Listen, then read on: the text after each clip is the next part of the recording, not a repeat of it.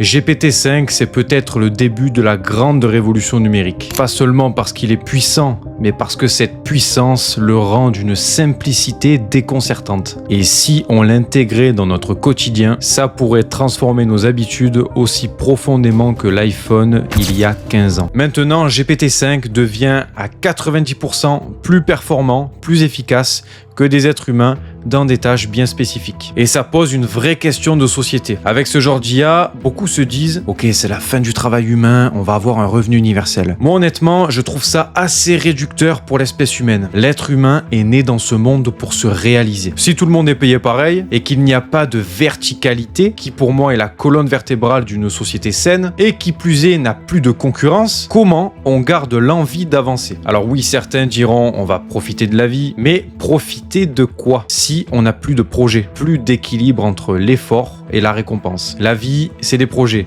L'école, le travail, le mariage, tout ça, ça fait partie de la vie, c'est les projets. La vie, c'est se dépasser, créer et contribuer. Et l'IA, utilisée intelligemment, peut justement nous libérer de certaines tâches pour nous permettre de nous concentrer sur ce qui compte vraiment, sans nous remplacer complètement. Sache une chose, absolument rien ne remplacera la connexion biologique entre deux êtres humains. Alors essayons de ne pas nous perdre dans cette révolution numérique, mon ami. Et pour moi, ça tient en deux mots.